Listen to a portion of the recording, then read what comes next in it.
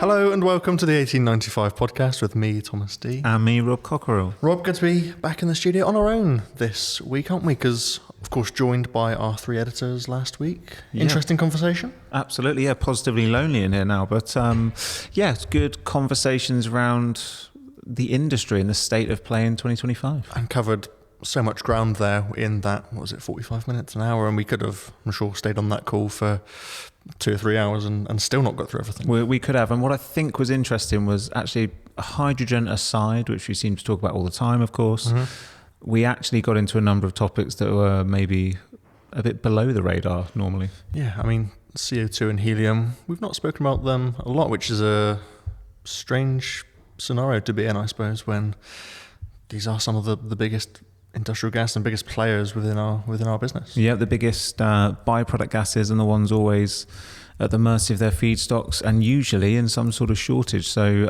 on that note, listeners, I am expecting something in the second half of the year. I think we will be talking about those two gases again a lot more, but let's see. In the meantime, we've been getting all around the houses on different gases and topics, haven't we? We have. And topic, again today. Well, yeah, this is a topic that we didn't get a chance to speak about last week. And this is a topic that you raised at the start of the year. That would be one that we are going to be discussing throughout the year, going to be a big news talking point, and that is PFAS. It is. We picked up on this on the edit of the last episode, didn't we? Post recording, we thought, hang on, we haven't talked about PFAS. Actually, let's dedicate a whole episode to it. And I guess the starting point of this conversation should be, for those who are unaware, what is PFAS and why is this such a headline issue? Yeah, or what are PFAS, we should say, because it's per and polyfluoroalkyl substances. It's a family of more than 10,000 chemicals that can be found in a wide range of products, in the environment and in our bodies, and they're used across the industrial landscape quite extensively, and yet we never really think about it. No, and I've got to admit, I wasn't too aware of this as a subject. My knowledge goes about as far as, Dark Waters in 2019 and another documentary a year before that, The Devil We Know. So my knowledge isn't extensive on this, so perhaps you could enlighten me. Yeah, not as extensive as the substances themselves. Well, as I said, it's a family of more than 10,000 chemicals that essentially they're man-made substances created by replacing hydrogen atoms, which is the natural bonding partner for carbon, with fluorine atoms. And that makes it almost this indestructible chemical bond. That's why PFAS are so good as having water and oil repellent properties. Think of Teflon as an example, for example, in all of our cookware and that non-stick. That's a kind of consumer or individual example that we can think of. It's because of those properties that they're used in so many industrial processes. And they also have variants, so it's not just the original products. There's certain, lubricating pastes that are essentially mixtures of these PFAS and of finely powdered PTFE, that's polytetrafluoroethylene, and liquid PFPE, that's perfluoropolyether oil. Both of those are also considered PFAS variants, and thousands of them have been identified. Hundreds are produced industrially. To give you an example, the European Environmental Bureau, the EEB, suggests that as many as 100,000 sites, so industrial sites in Europe, are estimated to emit PFAS into the environment. So these are everywhere, and the big concern, of course, is they're very harmful. They're potentially toxic in the right quantities, and they're actually in all of us. I think they're in all of our blood on some micro level because they've entered the water ecosystem, and that means they're everywhere. And over the last few weeks, few months, you've been doing a lot of work on PFAS. You've put together a risk watch, which we'll get onto that later. And a lot of news stories have been popping up on the gasworld website too, surrounding these PFAS and the harm that they cause. So why has this now become such a headline topic? Well, you're right. There's a whole load of background noise. There's a lot of research. As you said, I've spent weeks and months on off going through this for our Risk Watch report, our Q2 report. I feel like I know the subject intimately, and yet I've still only scratched the surface. If you just start Googling some of these keywords or topics, you can go on a real rabbit hole with it. It's almost never ending, and these forever chemicals, as they're called, you could do forever reading about them. In terms of why the case against almost, well, there's a lot of momentum behind PFAS regulation at the moment, and their phase out in some instances, the phase out in certain applications, and just tighter regulation in others. And that's going on globally. It's been happening in North America, in the US market for a number of years actually, and in Europe as well. It feels like in the US and Europe is where the biggest areas of pushback are, where the biggest momentum is to regulate these chemical substances, but it is also happening globally. We know that there's an alignment in the Asia Pacific region, for example, with some of the work going on in Europe and North America. So yeah, a huge pushback, and it's been coming for several years. I think some of the mounting questions on PFAS reached a tipping point in March 2023, when 5 EU member states, from memory that was Germany, Sweden, Denmark, the Netherlands and Norway, submitted a REACH dossier to the EU via the European Chemicals Agency, or ECHA, proposing a broad restriction or ban on the manufacture, import and use of over 9,000 PFAS products already in widespread use or on the market. So that's one of the tipping points. We did also see in March this year, 2025, a group of scientists came together to call on the EU to address the threat of chemical pollutants in Europe's freshwater ecosystems. Again, I mean, there's so many different calls to action and groups lobbying on this. There's a whole body set up for it. And yeah, in Europe, I think all those proposals were put into the EU, and there were over 5,000 industry responses to that regulation proposal. Huge amounts of responses for them to go through then. And on the note of cleaning up, I've got a story here in front of me that was uploaded to the Gasworld website in January of this year, and this was that the Forever Lobbying Project has estimated that cleaning up PFAS contamination in Europe will cost over $2 trillion over a 20-year period, or $100 billion annually. Where do you even begin with a figure like that? It's huge, isn't it? And I think actually a lot of these are, I mean, they're good benchmarks. As I said, there's a lot of work and a lot of research going into this, and how extensive the cleanup would be, how feasible actually as well, how practical.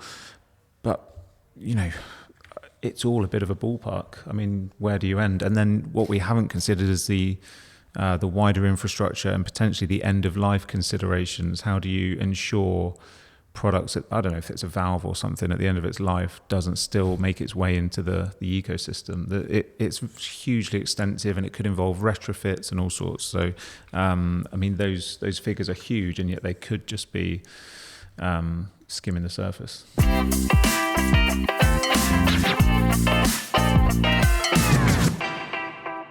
Now, you've touched on a few of the points hit there, but of course we're an industrial gases focused company. We target the industrial gases business. So why is this a problem that we're covering, or why is it a topic that we should be concerned about maybe?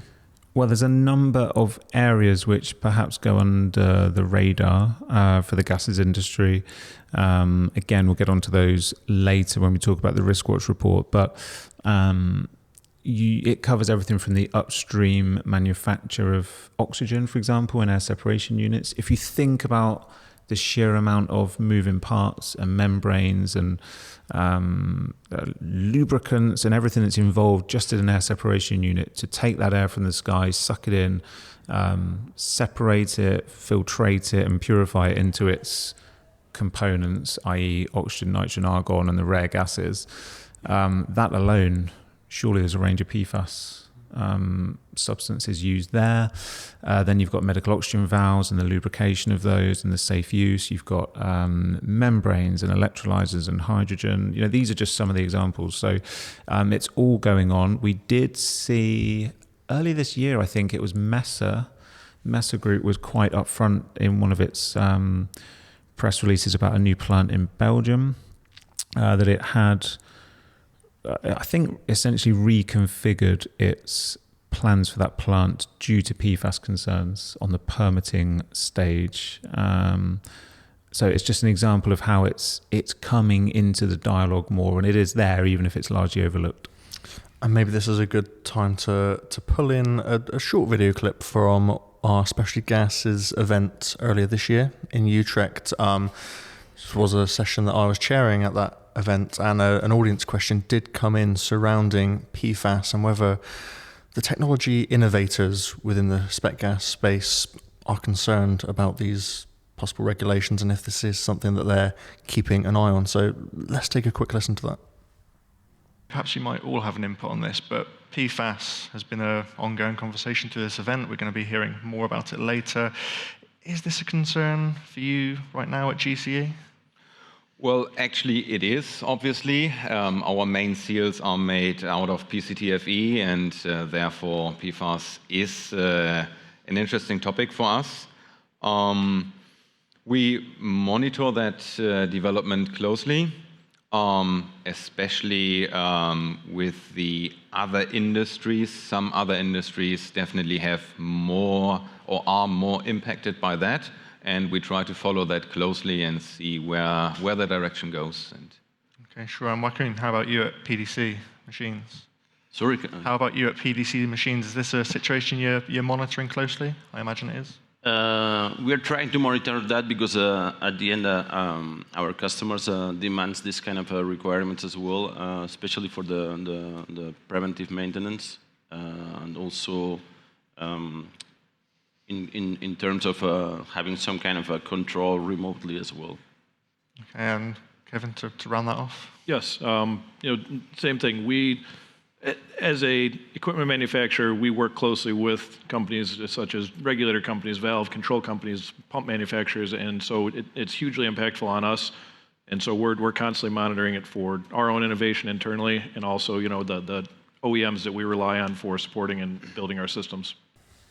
There we go, a few examples there, Tom. And that was actually the second year in a row, the second Specialty Gas Summit in a row, where PFAS was just coming up in the conversation a bit more. We also saw it in Rotterdam, didn't we, for our European CO2 Summit. Unfortunately, for technical reasons, we lost the footage from that. But I remember on day 2, I believe, one of the later sessions in the event, PFAS came up there too. Quite an extensive conversation with those as well. And it's a real shame that we don't have that footage that we can share with our listeners. And of course, we dedicated that whole session to ChemSec, where they discussed PFAS, which we brought to our listeners earlier this year. We did, yeah.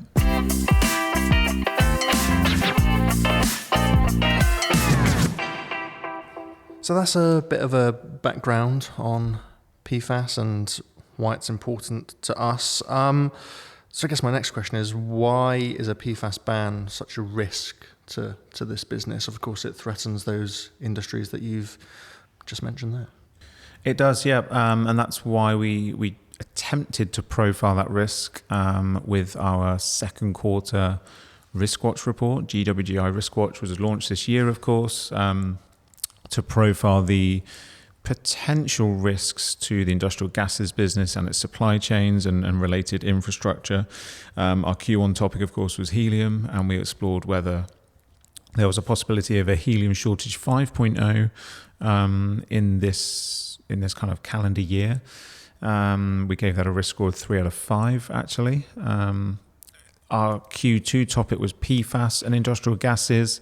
I'll get to the score later, but yeah, we wanted to tackle some of these areas of interest for the industry and how it might be impacted. You can see I've got my copy of the report here, Tom. Yeah, it's a thick document. It is a thick document, and I've actually taken some of those pages out there as well for reference. But I think we should wind it back. You mentioned dark waters. That's covered in this report. That was, it's not the first time that PFAS and such hazards and industrial chains behind them have caught the headlines. That dark waters case was in the late 1990s and early 2000s. Anyone that knows it or has seen the film Dark Waters will know that it was when the American environmental attorney Robert Bilott, then having worked almost exclusively for large corporate clients and very much a specialist in defending chemical companies, of course, ended up filing lawsuits in West Virginia against DuPont for its part in the dumping of hundreds of tons of chemical waste in landfill that ultimately polluted the ecosystem. It's a fantastic, in-depth and yet heart-wrenching story. And I watched the film ahead of writing this Riskwatch report as well, just for the background viewing and the context. We talk about that in the report and try to set the scene.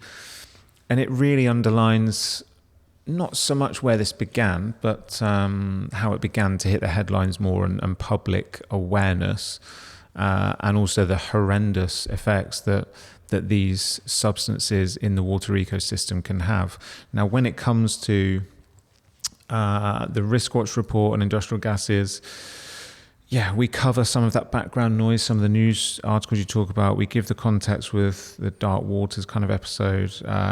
We've got case studies, whole chapters devoted to the semiconductor sector as a related industry, and there are hundreds, potentially thousands of cases of PFAS being used right the way through the whole semiconductor process, through to final delivery. We've got a chapter, a case study on medical oxygen, which is a big area of concern for the gases industry. And we've got a case study devoted to hydrogen and electrolyzers and those kind of membranes that we talked about earlier. The report's also peppered with data from our intelligence team, particularly on the medical oxygen market, from other sources and reports that are out there. And we've got live comment from industry as well, such as EGA, the European Industrial Gases Association. Perhaps that's a good time before I move on to some of the other findings to bring in one of our clips. I think so, yes, because earlier this year we spoke to Philippe Corneel of EIGA, and PFAS did come up in that conversation. He wouldn't be drawn too much on what he could or was able to say, but let's take a very quick listen. Philippe, you've served industry for 3 decades or more. The middle part of that. Thank you for reminding on my age. Yes. No problem.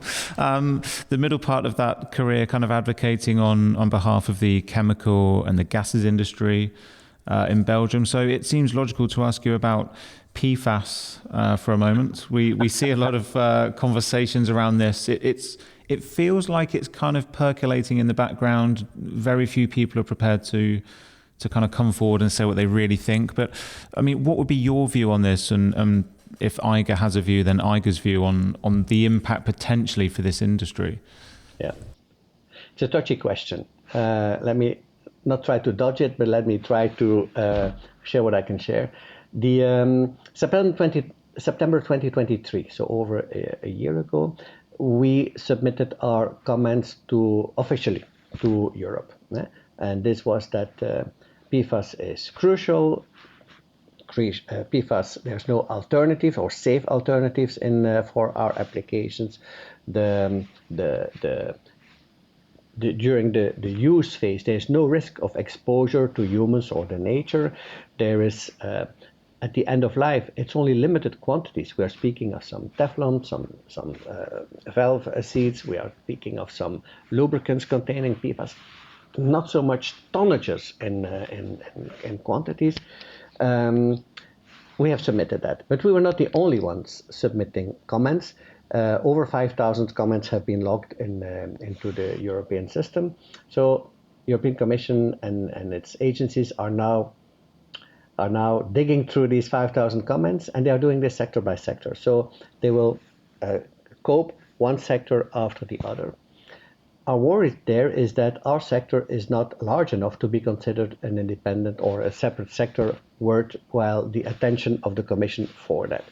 So that means that suddenly, for maybe the chemical sector, maybe the construction sector, conclusions will be drafted that will also impact our sector.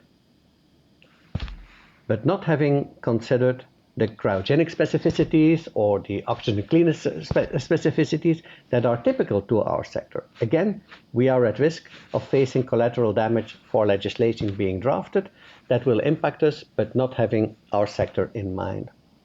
So now we are trying to get Europe's attention on our specificities, because there's no quick fixes. If there had been easy solutions, they would already been in the open.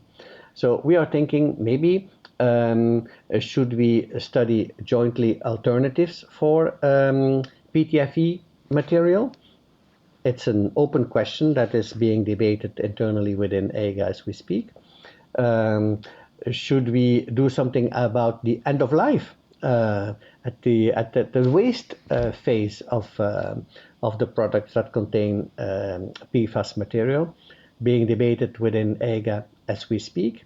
So I don't have a definite answer where it will lead to. I do know that we have reached out to producers, we have reached out to associations that supply our sector with PFAS containing material, but there's no straightforward solution to that. I know some of our members have investigated there too, so we're a bit in a difficult situation, and as EIGA, as association, we would like to prevent a ban of PFAS containing material on applications that are crucial for the safety in our sector. I think safety trumps environment when it comes to saving lives. That would be an undesired effect because legislators may not have our sector in mind. A big worry. Sure, and it certainly brings us back to visibility and invisibility again. And Philippe, just finally on that point, what's your gut feeling on timeframes? Do you think this will all get held up in round after round of consultations and red tape, and our industry perhaps has a bit of time on its side? Yeah, yes. Timing is unclear, and also the outcome is unclear. It's maybe more political than purely technical, where we are typically involved in. Why am I saying this more political? Because in the past, and I refer to my chemical background, substances were banned, and the reaction from typical green NGOs would be, yes, but when a substance is banned, next day industry comes with another substance that is equally dangerous. So what have we won? So it has been a kind of demonstration or a pilot idea to ban the PFAS. The PFAS is a family of substances covering thousands of substances.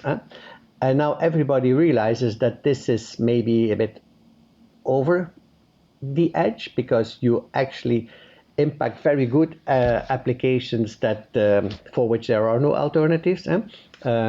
So how shall we solve this? It will be a political answer. When listening to the commissioners in their application speeches, you could see the answers. Yes, of course, we will be realistic and have alternative or exemptions for the PFAS. And in the same sentence, it was said, but we will not open that door very much. So it will be a kind of political balancing as well as it is looking for technical solutions. And that was Philippe Cornille, the General Secretary at EIGA. Always great to speak to him, isn't it? Just before then, you mentioned medical oxygen being at threat there. That has got to be surely one of the biggest concerns around this? I think it is arguably the biggest, as the Risk Watch report sets out.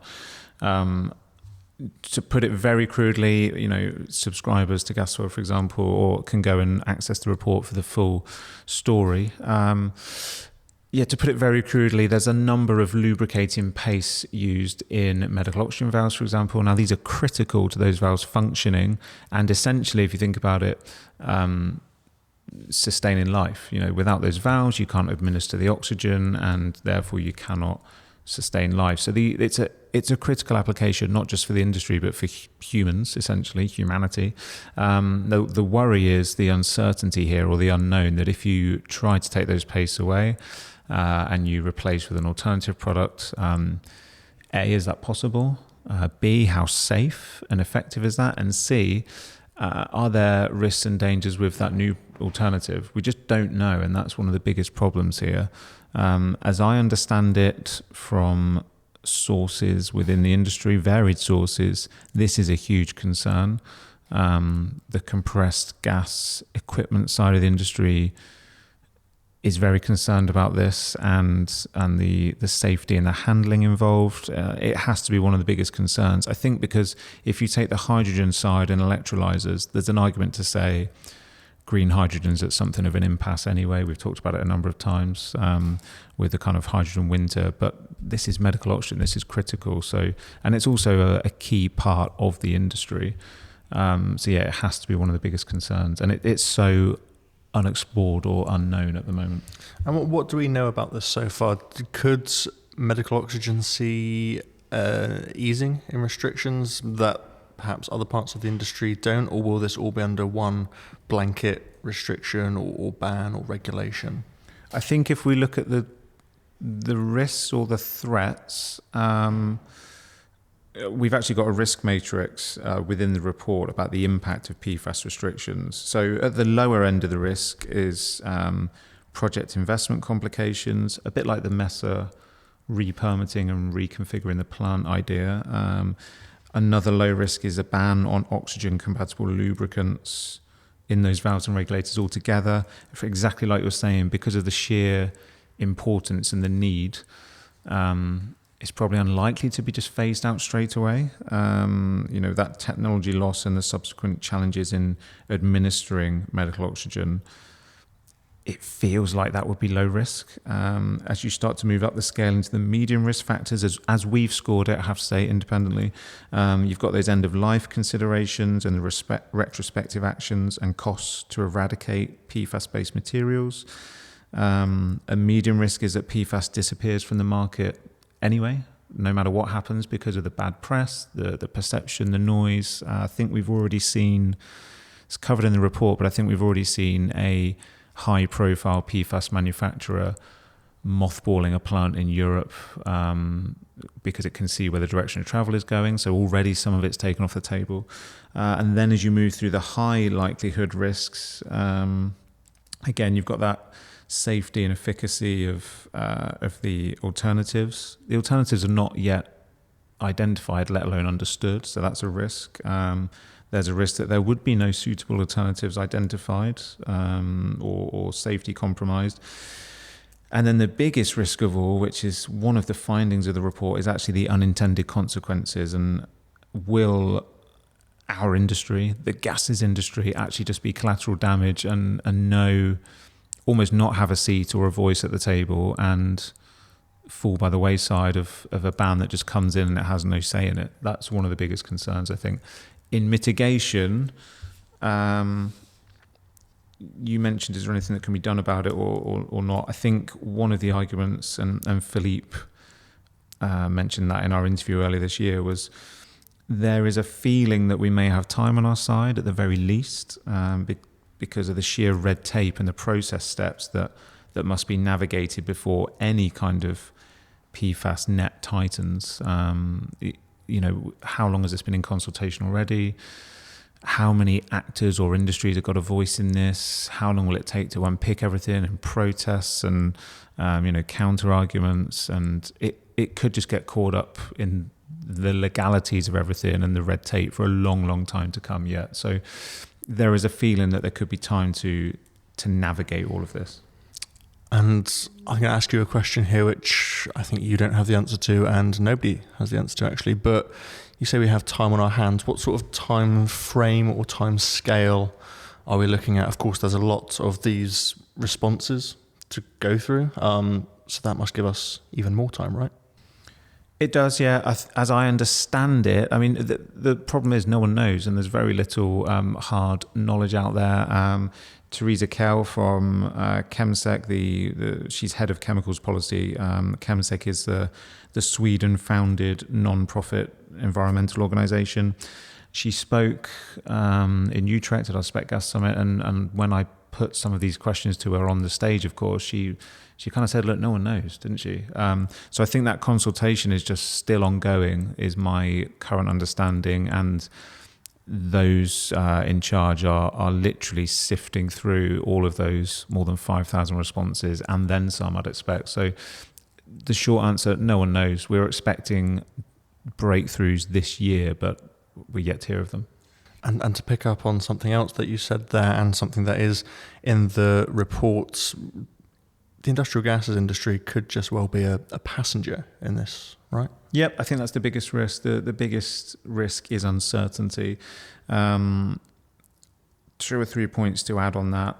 You know, we ran a live poll at that event in Utrecht, which, you know, is only a small cross-sectional sample of the industry, and actually there were members of the electronics industry there, so it's not entirely industrial gases. But we ran a poll. We asked, how concerned are you about the impact of PFAS regulation on the specialty and industrial gases business? A multiple choice poll, and of those that took part, 53% said they were very concerned about the impact. 37% said they were moderately concerned, and 11% said they were extremely concerned. So all in all, you know, you get to 100% there. Everyone's concerned by the sounds of it. There were no votes for slightly concerned or not concerned at all. So this is an urgent matter for the industry in some respects. Teresa Kell also reframed it and said, look at this. One way to frame this is an opportunity for those companies that can innovate and find the solutions that will replace PFAS chemicals.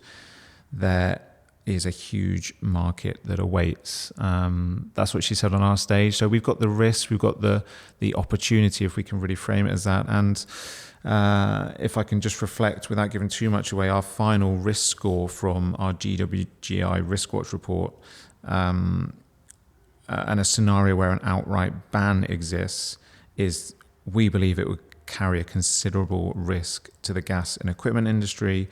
We rated it 4 out of 5 as a scoring system, so it's firmly into the amber and almost on the red there.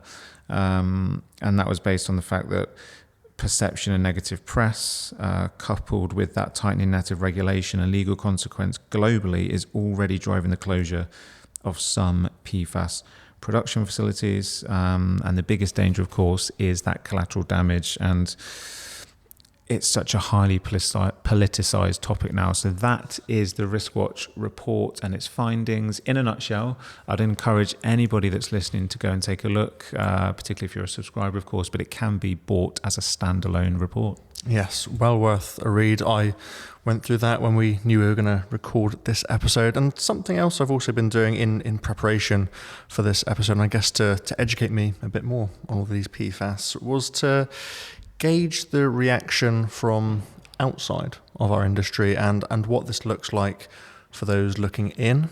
And I did that with Graham Peasley, who is he works within the Department of Physics and Astronomy at the University of Notre Dame. So Professor Emeritus, I believe. Yes, yeah. So an academic. And I wanted to gauge his thoughts and if he thought we were going to be, I suppose, caught up in a storm. So let's take a few minutes to listen to what some of the things he had to tell me. So I think in respect to Gasworld, I think that I can give you sort of a flavor as to where it's coming from. And I'm not invited to parties anymore because of the sort of doom and gloom that comes with it. But I'll try to present why the world is moving this way. And I think you're going to be caught up in a storm pretty quickly. And, you know, there's wise ways to sort of sidestep it. And that's what I'll encourage without having to destroy anybody's business. PFAS as a class has become in the news recently. And I think it's only going to get more centric as people begin to understand sort of the magnitude of the problem. And it's all not any fault of yours. It's all due to the liquid properties of these things. We haven't talked about gases because nobody really thinks about them. And that's been very good for a PFAS perspective. But of course, they're used as gases as well. And the 3 or 4 examples I know of them are certainly out there. They're not the largest use of them. The largest use is in the polymer industry. So it's if you're going to take aim at something, you're not the center of the bullseye. But if you think about what happened with even simple refrigerants, like you had the chlorofluorocarbons that you had back in the days of Montreal Protocol, that took very clear aim at the refrigerant industry because it was a small industry and it could be solved. And it's hailed as a remarkable achievement that we banned something globally and that it actually had an effect. The ozone hole appears to be recovering. So that's really interesting. It was a very singular case of a single class of chemicals, which only had a few variants to it, and a few companies. And, nobody cares about refrigerants, right? Well, the refrigerant industry certainly did, and they did respond to it. And they've had, issues ever since, but they've come up with halogen replacements that don't get stuck on the stratosphere. I think some of those are fluorinated. Clearly they are. But that's not your biggest source of PFAS and not the most worrisome PFAS. You got an extra F in there. Is that really a PFAS? Depends on whose definition you're using anyway. But to the extent that you add a CF3 group, well, now you're getting closer. Or if you add a chain of CF3s, and I don't think any refrigerants do, but that would be something that somebody should check.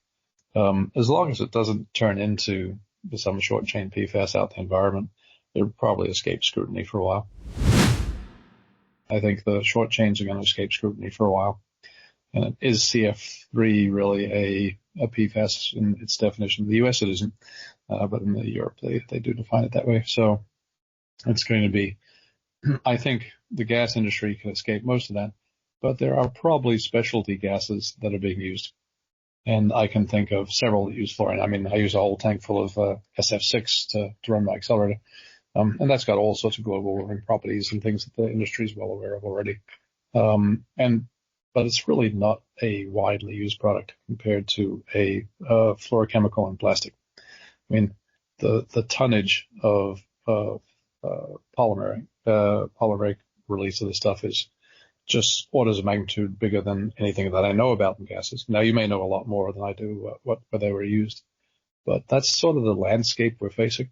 And I think the regulations are going to get stiffer. I think the fines are going to get larger, and the health implications are going to be studied more and more, all of which are bad press. And so companies tend to shy away from bad press if they can avoid it, especially if they can get some warning before it hits, as opposed to, oh, by the way, we determined everything you sold last year is toxic. No, that's not good. And so I think that's the sort of, if I was to speak to an industry as a whole, I would certainly not ignore it. It's not going away.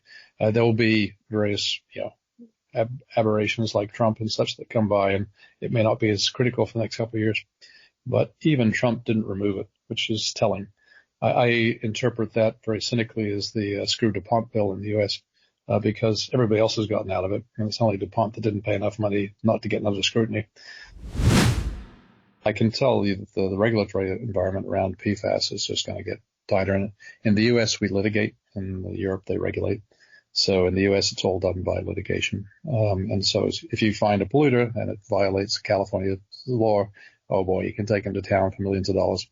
And that's what the lawyers do. And industries respond very quickly to that. McDonald's is sued 7 times a week. That's okay, as long as they stay ahead of them. And they fight most of them successfully.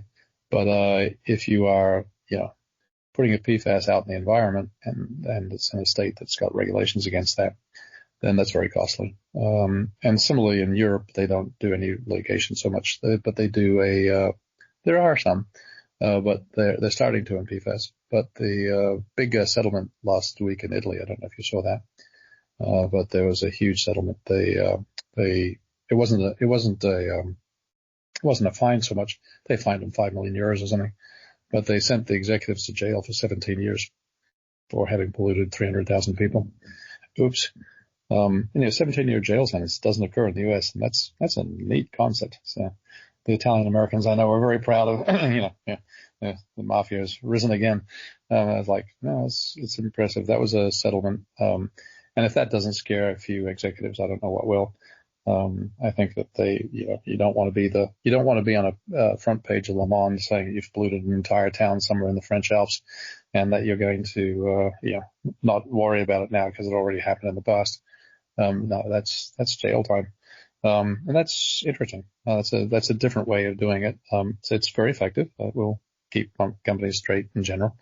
But it takes 8 to 10 years to regulate any one chemical, let alone an entire class of 15,000 of them. But the Europeans are the first ones to propose a total fluorine measurement for water, which is, look at all of them, put them together, and if it sums less than this, it's okay. And I think that's going to happen with PFAS more and more, and especially if you have gases.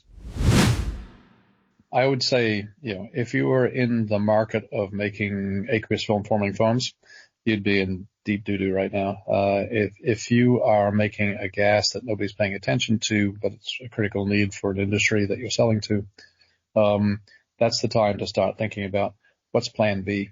What if this becomes under regulatory scrutiny? What's the alternative?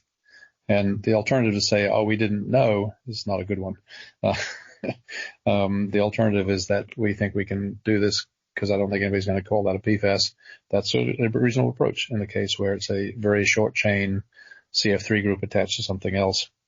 Probably not going to get a lot of scrutiny because I don't think those are as much hazard. But you really don't want to be on an argument where we think this is less hazardous than that because everything is hazardous. And then it's just a question of, is it? But if it's as safe as water to drink or water to breathe in terms of steam, then you're fine. Very few things are. And so I think, it's up to the industry to sort of, and that's why they have lawyers and such to keep aware of what's going on regulatory wise. And I think it's wise to think about it because I don't think PFAS is going away. I think, if you're worried about lead, that's been known as a toxin for umpteen years. And, the first article saying a child died from lead paint was in 1913. And Australia banned it in 1915 in residential paint. US didn't ban it until 1980 because it was a big lobby. I don't think that things like that are going to be very worrisome. I can't get enough people interested in lead paint these days, even though children are still being poisoned by it. But I think that if you look at PFAS, there's a heightened anxiety about it. It's got a huge presence in terms of where it's being used in products. And that's partly because of the deliberation, realizing that the AFFF market was going away. They started putting it in every product they could think of to save the industry. And the industry's got some serious concerns right now. If you're the Fluorochemical Council, you're having some bad days. And that was Graham Peasley there. His thoughts very clear that we could well be caught up in a storm, and it's best to act sooner rather than later.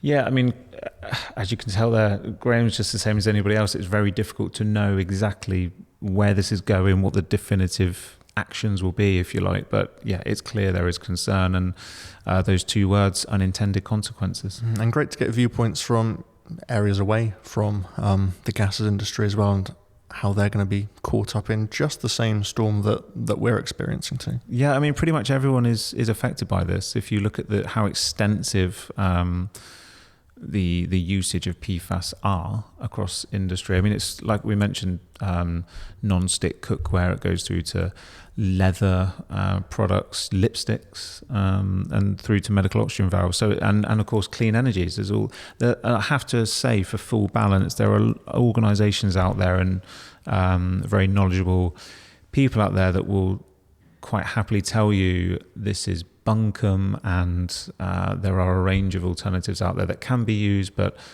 companies and industries don't want to go through that cost exercise, and it won't be as profitable. So you have to balance up the views there.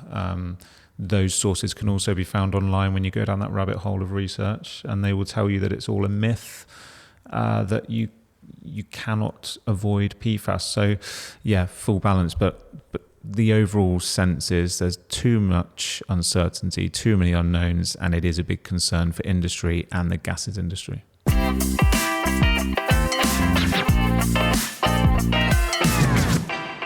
Rob, thanks for joining me and going through that RiskWatch report. Really interesting stuff, and one that we'll no doubt be covering in the year to come and at our specialty gas event next year. Yep, we plan to start introducing PFAS on a number of the event agendas for different supply chains and parts of the world, so we can really canvass the views and ensure this is discussed, and we do tackle the concern and reframe it as an opportunity where we can. Oh, fantastic. Thanks, Rob. So to keep up with all the latest developments on PFAS within our industry, listeners, please do visit gasworld.com. But in the meantime, do please like, follow and share the 1895 podcast.